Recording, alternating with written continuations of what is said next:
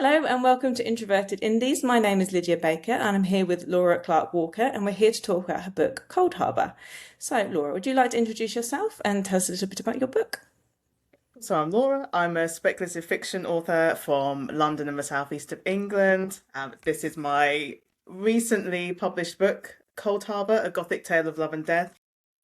Actually, it is a Gothic novel, it's urban fantasy, there's a bit of horror thrown in, and essentially it's a love letter to British seaside towns which have maybe I had a heyday a very long time ago. There's faded glamour, obviously a murder mystery. There's all sorts of supernatural things happening, and it's set in the 90s as well. So any other elder millennials out there who love a bit of 90s nostalgia, it might be for you.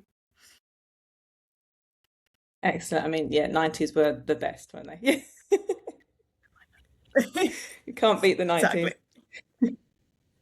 90s. So, what sort of thing inspired you to write the book? Honestly, that's a great question because I think there are so many inspirations and influences for me, which I think is reflected in the controlled chaos of Coldharbour. But I would say I grew up hearing a lot of ghost stories. I live in a haunted house. Ghost stories, I think, are a really British tradition anyway. Like I was speaking to some Mhm. American friends yesterday and they were quite surprised that at Christmas time, for example, we're really big into ghost stories. We have a ghost story for Christmas on TV, we have a Christmas Carol. Mhm. So really for me, I think growing up here, especially quite close to some of these seaside towns, there is something inherently spooky about it all. There are ghosts everywhere, there are hauntings everywhere. It feels like a very natural environment for me to write about.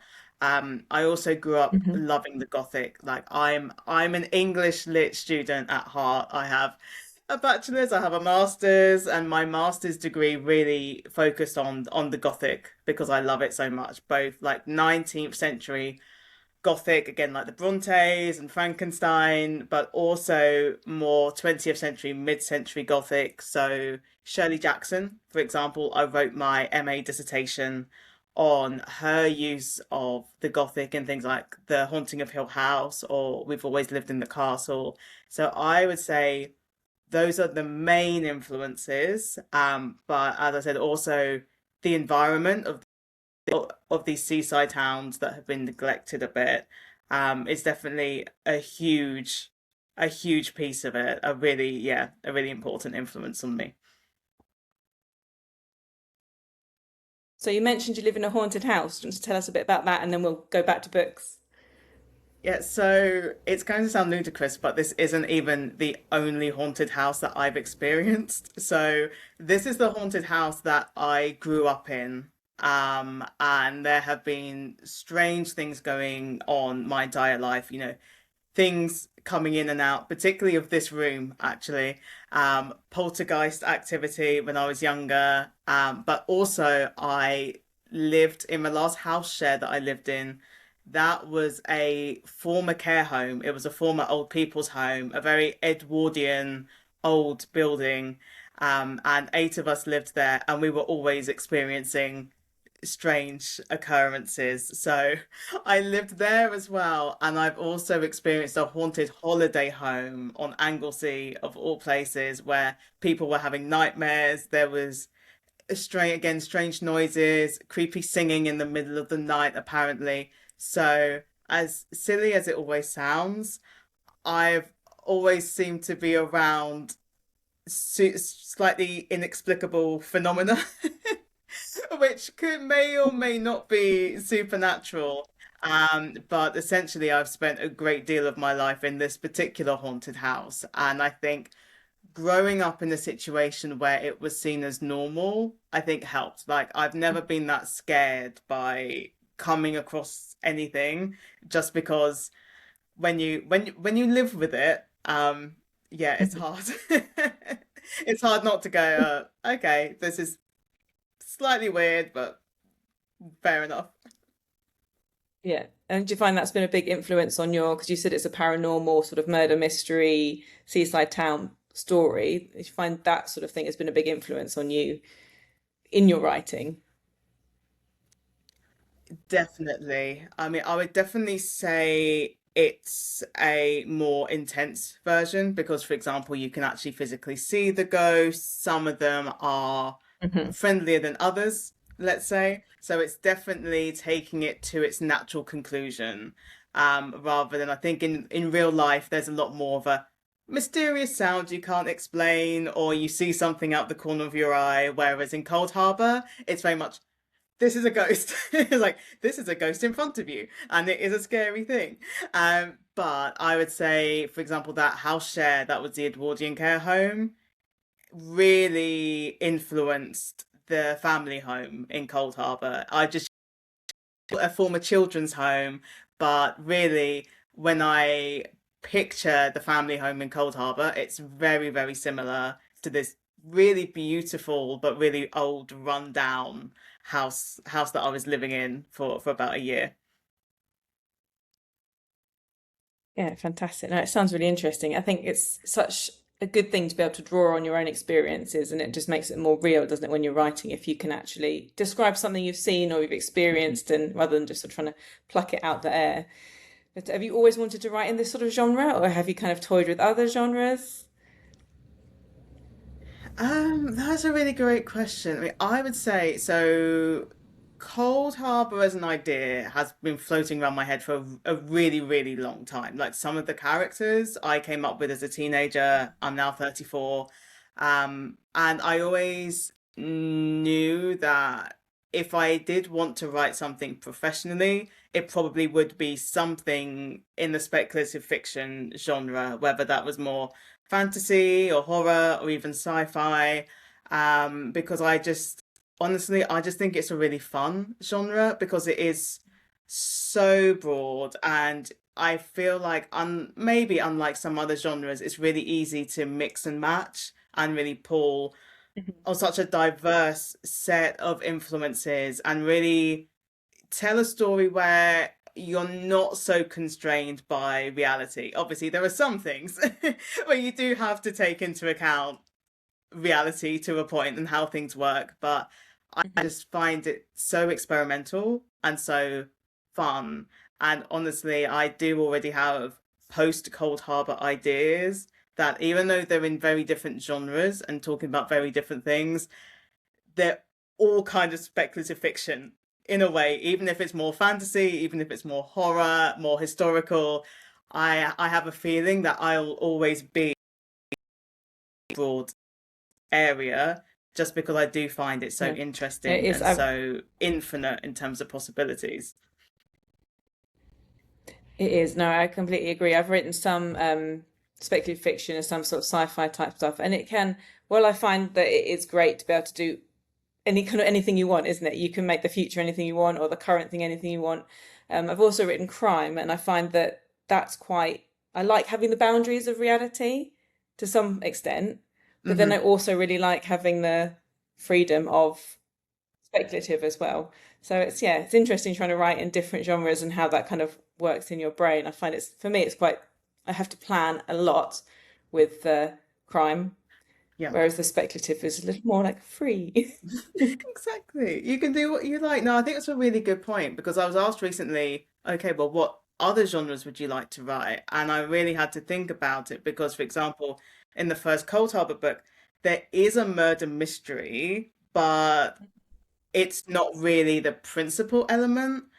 And I do kind of have a hankering for maybe actually writing a proper murder mystery or a crime, but I 100% know that I'm going to really have to do my research, really work out how to plan and structure it because it really does seem so dependent, as far as I can see, on really hitting the right beats at the right moment in terms of unraveling information, etc., and setting up certain things that I can imagine it's a real skill, which, as you said, you don't have to worry so much when it's purely speculative. But Yeah, oh, well, this has now yeah, happened. Whereas I can imagine with crime, you do really have to focus more and be a bit more disciplined in that sense.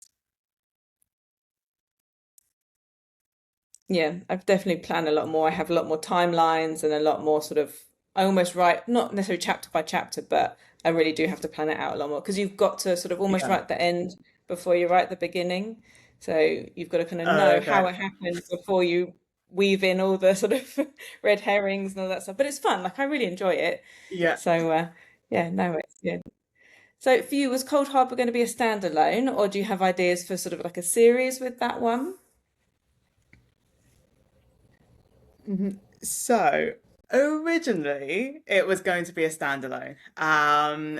Mostly because, well, for two main reasons. First of all, before I decided to go in the indie direction, I was toying with querying for a while, and obviously all the advice is, Hmm. never try to pitch a series. They just want a standalone. So I was really thinking about that, but also as my very first kind of full length novel that I'd ever written, honestly, I had this fear: what if this is the only story that I actually have in me? What if this is just it? But luckily, I then, after about a month of querying and my gut just telling me this isn't for you, I then started thinking, well, okay, well, if I actually completely have the freedom to do what I like with this world, maybe there are other stories I want to tell. And turns out there are lots of stories I want to tell.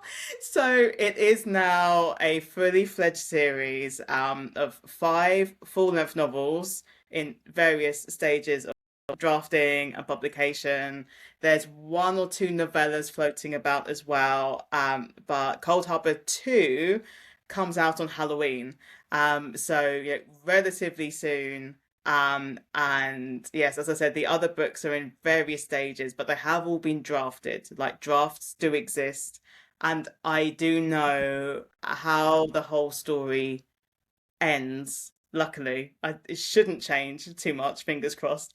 But yes, Cold Harbour is very much now like a proper series, just because the first book is standalone enough dangling questions that people do already say, oh, but what about this person? Or but what about this thing? They don't know Yeah, this yet, etc. That actually, yeah, the opportunities were there to expand the world a bit. Luckily for me.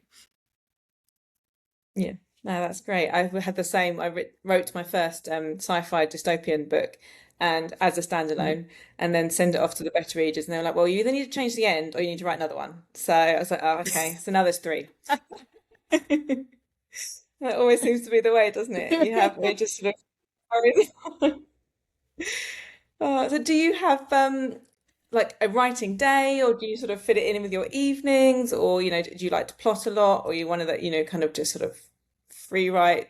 What's your sort of writing style? Your writing, what's the word? Planning. Yeah. How do you write? Yeah, so I mean, I'm really lucky that I now work from home. Because honestly, for example, in my 20s, when I was either working in offices or in physical schools, because I'm a language teacher, I really didn't have like the time or the mental energy. Whereas now, Mhm. since the pandemic, I've been teaching online and doing other kind of bits and pieces from home, which makes it so much easier in terms of being able to schedule my own time. So I have a huge amount of flexibility, luckily, and really, yeah. So, for example, when I'm busier with teaching, I then really do have to look at my schedule and go, okay, well, I have a lesson at 2.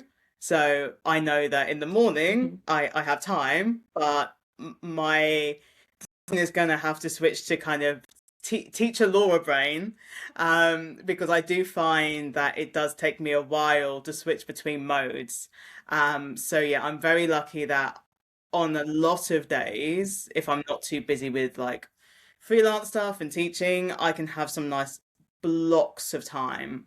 But I would also say in the last couple of years where I have been writing so much, I do find it easier now to kind of snatch pieces of time. I used to be someone who would have to have a whole day really like blocked out, have coffee on hand, snacks, whereas now, because I've particularly drafted so many books, I now find that, oh, actually, if I just have half an hour, I can actually say bash out 500 words. Like they might not be the best 500 words, but at least I can get something out there. Yeah.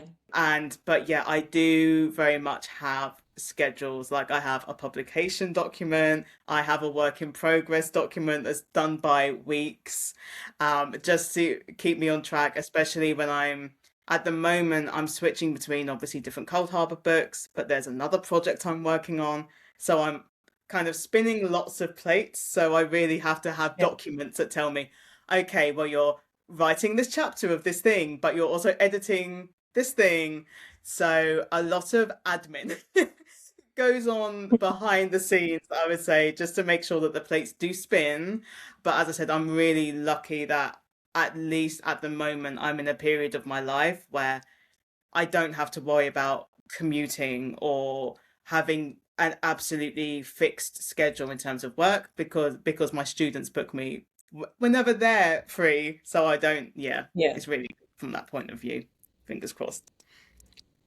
Yes, no, that sounds great. I work in a school, so I do 2 days, Monday and Tuesday, and then Thursday, Friday. So Wednesday is my day where there's no children at Hmm. home and it's quiet, and that's like my day for just getting things done. Because I find the evenings are, my eldest is now nearly 15, so he's not in bed at 7:30.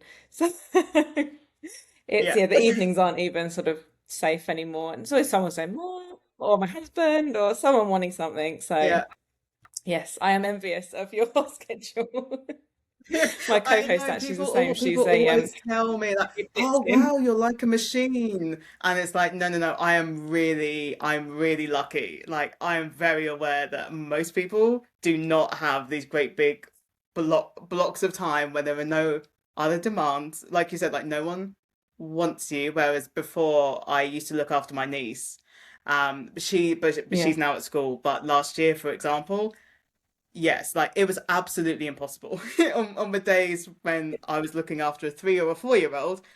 The 4 year old wants the attention because of the amazing things that they're doing with stickers, yeah, etc. Yeah.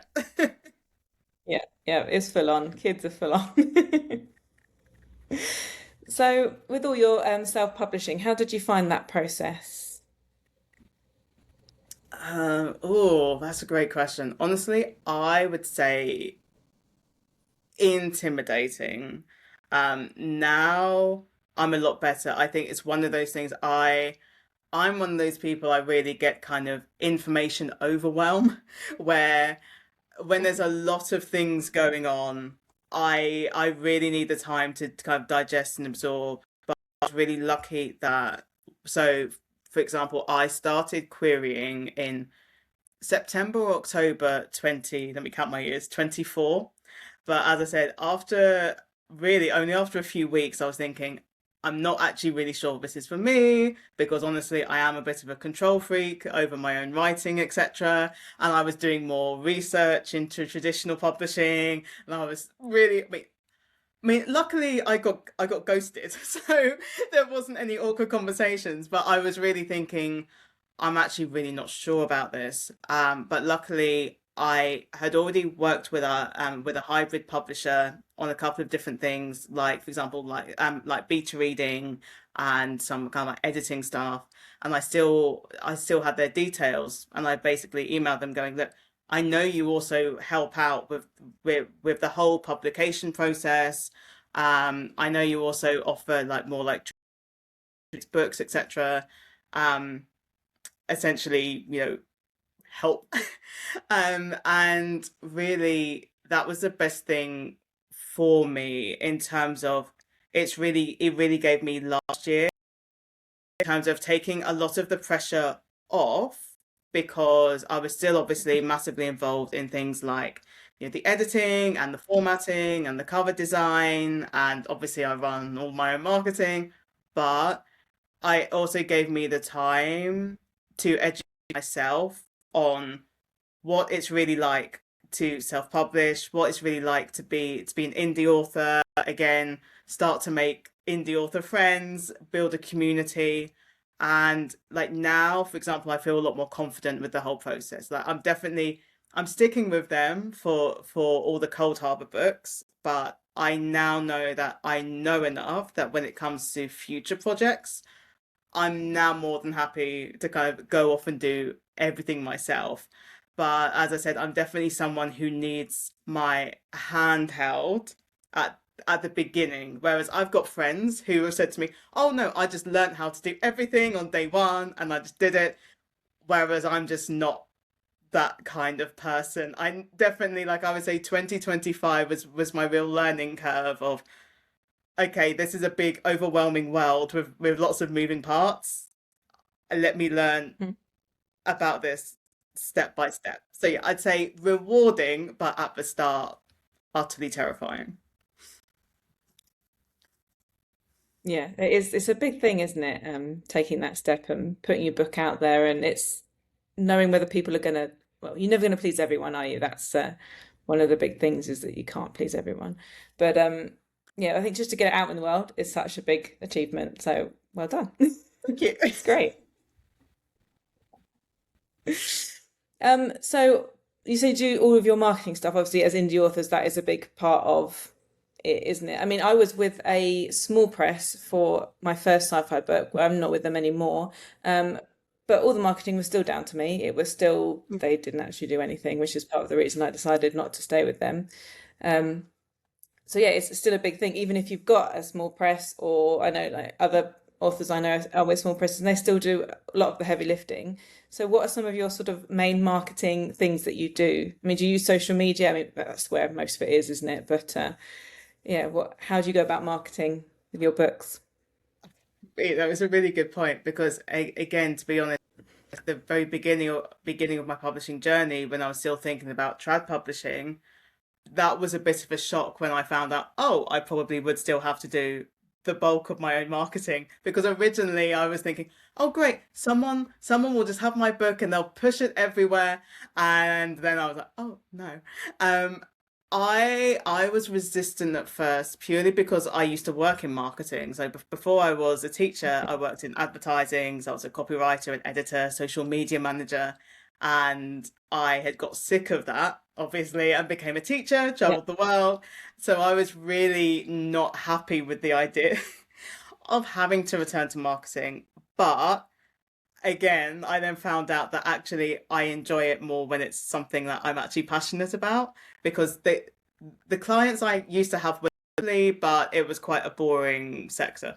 Um, so for example, last year, the first thing I did was build and set up my website. I decided essentially that obviously lots of authors don't have their own website, but I thought at least while I was waiting for Coldharbour to come out, I had kind of like this shop front of like, this is who I am, and also I post blogs there, once a fortnight usually, and they're not usually Coldharbour related blogs, but they're related to things like reading, writing, my favorite books, things to do with the supernatural, and I set my Instagram up at the same time, but yet really the bulk of at least before Coldharbour came out, the bulk of what I was doing was very online.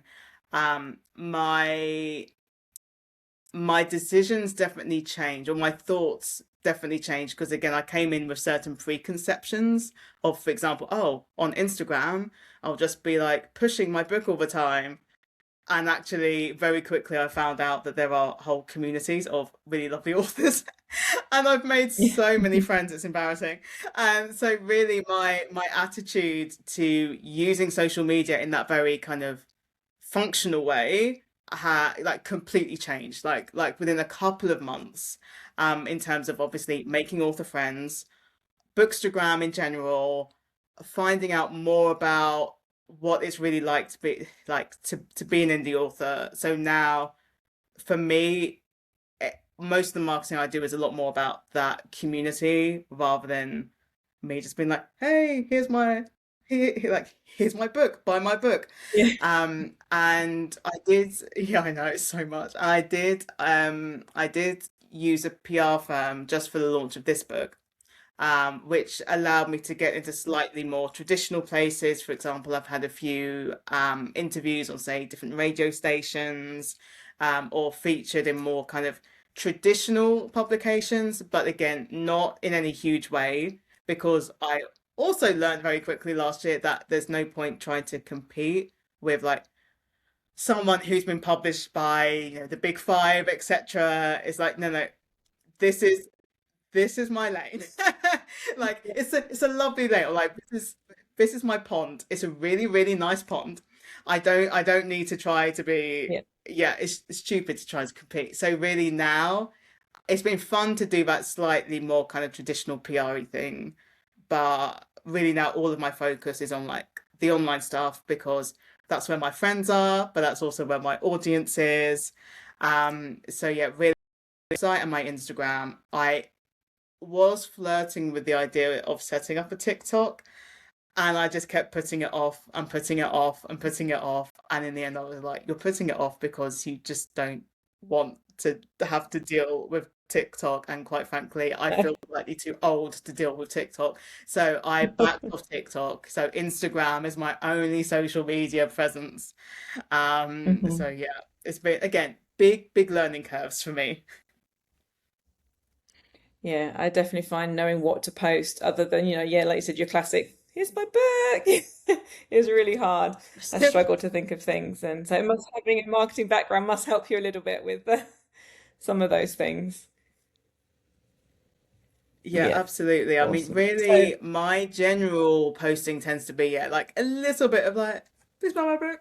But also because it's really handy that Coldharbour is so much about seaside towns because it gives mhm. me an excuse to essentially keep visiting seaside towns and taking beautiful pictures and then posting them on my Instagram. It's What a like the, shame. What a be- the hard the life. best excuse being like, oh, I'm going on a photography trip, and then I spend the day at the seaside and like have delicious food and take pictures because I do. When I was in marketing, I did get into photography like in an amateur way. Um, so yeah, so there's a lot of kind of beachy photos to kind of, I hope you get my profile a bit more of a feel for kind of this world that I've created. But yeah, really it's kind of please buy my book, beach pictures, and oh this is, these are the books that I'm reading. So yeah, I'd say those are my three main, yeah, kind of things that will definitely regularly get posted. Yeah, no, that's good. I find that I think of all the time I spend on like Canva or something like that. I think, oh, this is time I could be writing rather than like trying to please the internet. I spend so much time on Canva. Honestly, now, like I can waste a whole day on Canva if I'm not careful. But I tell myself now that Canva is my early morning or late evening thing when my brain Mhm. isn't like fully switched on. And then while my brain is at its most efficient during the day, that's the writing time, that's the editing time. But yeah, Canva is a terrifying time waster in that sense of like, oh, it's been an hour and I've just designed all these slides. Or again, like this was a Canva day where I was like, maybe I do need bookmarks. So I just made some bookmarks. Yeah, no, I do like Canva, but yeah, it does is a real time waster, isn't it? Just, fiddling around and yeah. Oh yeah. So you mentioned you've met some really good like indie author friends. I have said the indie community, the author community is just brilliant. Do you have people that you use that you've met that you use for like beta reading and things like that? Do you have like a little group of people that you're sort of go to if you've got a day where it's just not going right or celebrating your successes, that sort of thing? Yeah, definitely. I say definitely in terms of the celebrating slash often commiserating. Yeah, I definitely have a few close friends where we like slide into each other's DMs, like because I think like as much as I love Instagram and social media, I think we're often under so much pressure to present in a certain way. Again, just presenting the successes, etc. So it's also really nice just to message someone, just be like, actually, this looks like I'm being like really efficient, etc.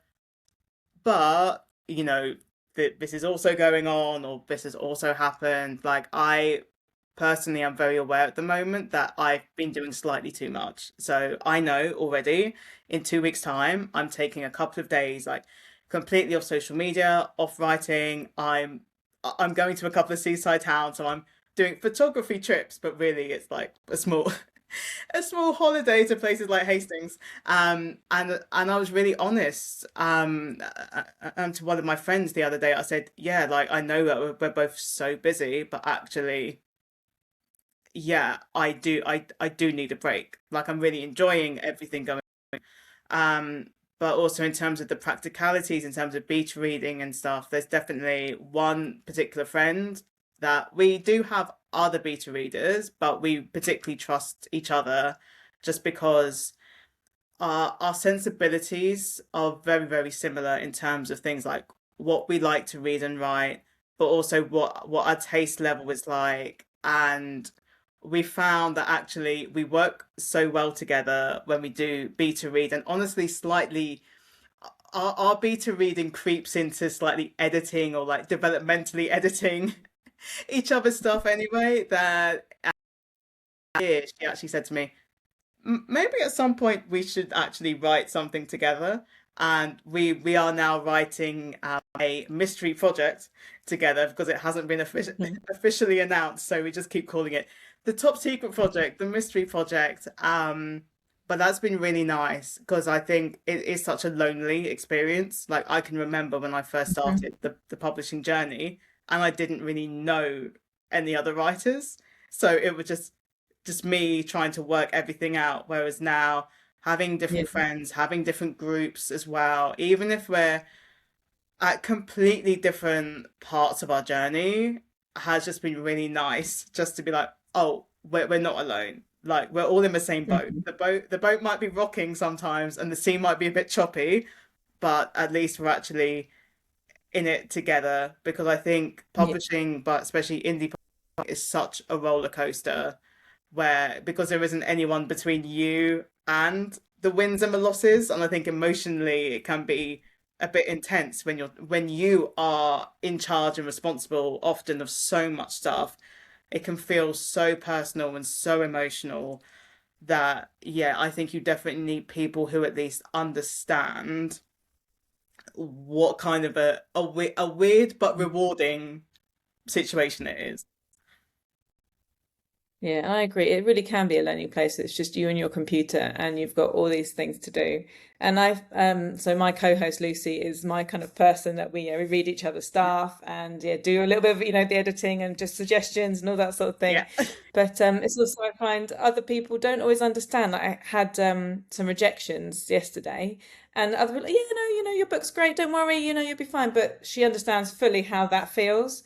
Whereas obviously my family, everyone Yeah. else is lovely, and but they don't quite get it in the same way, I don't think, when you're not Yeah. a writer, if that makes sense. But Yeah, yeah. no, I absolutely agree because I think again, like I said earlier, like there's so many moving parts to the whole process as well.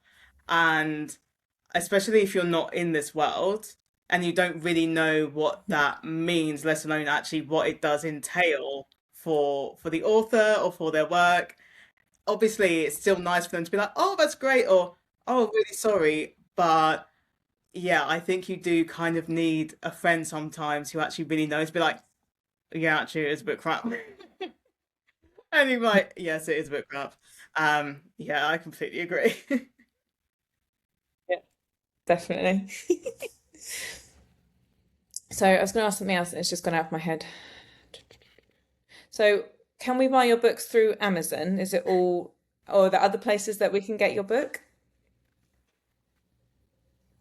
There are other places as well as Amazon. So there's Amazon, but if you do want the like the fancy gold foil embossed version, you can mainly get it through Waterstones. Like there are other shops like Foils and TG Jones, etc. But Waterstones tends to be the one that I direct people to just because it's kind of, the biggest bookshop really.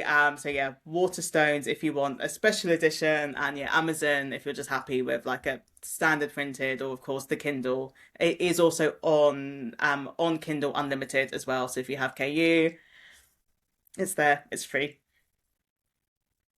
Fabulous. And did you find that it was because you went with the hybrid publisher, that was how you managed to get into sort of the Waterstones and more sort of the wide distribution? Yeah, exactly. I do really like hybrid for the sense of, so for example, on Amazon, the Amazon version is is the KDP. So again, I don't have to worry about print runs. You know, they'll do that. Um, Yeah. but it is really nice to have this version because yeah, having that distribution network will really appealed to me. You know, the idea that, oh, you know, Waterstones could stock it, etc. Plus, honestly, I am just a bit bougie and I do love kind of foiling and embossing and all of this kind of more like fancy stuff. And especially because Coldharbour is such like a Gothic thing, I just always really felt like, oh, it should have like a beautiful tactile cover. Um, but again, because of its learning curve, I would say it's less of a consideration for me now. Like it's been really nice to have this very like traditionally printed version, and for example, like distribution options. But for example, from Coldharbour 2 onwards, I'm not going to have that kind of wide distribution. I essentially I'm setting up a shop on my own website. And so if anyone wants like a fancy schmancy copy of any of the Coldharbour books, they can just come straight to me and I'll write a cute little note. Oh, and they'll get free bookmarks. Yeah. Hence why I printed like 500 bookmarks. Um, but again, that's because I really educated myself over the past year, and I feel a lot more Mhm. confident about what parts of the process I can take ownership over. But yes, at the moment, Mhm. Waterstones is the main place to, yes, get the beautiful gold embossed version. And there is something lovely about just a lovely book cover, isn't there? It's nice. Yeah. Yeah. So, do you have any like top tips before we sort of finish our last little bit for self-published authors or new authors? What would be your like main takeaway from everything that you've learned so far? That's a great question because like so many things come to mind instantly. Mhm. I would say my main piece of advice would be one step at a time. Don't try to rush things, whether it's rushing any parts of the process or rushing what you're learning about each part of the process. Because again, like I am someone who like I do tend to future trip. Like I naturally feel anxious about the future, so I try to work out everything that could possibly happen and prepare for everything. But I would say with publishing, I again learned very quickly that actually there are going to be some parts where I have to wait or I don't necessarily have control over when exactly something happens.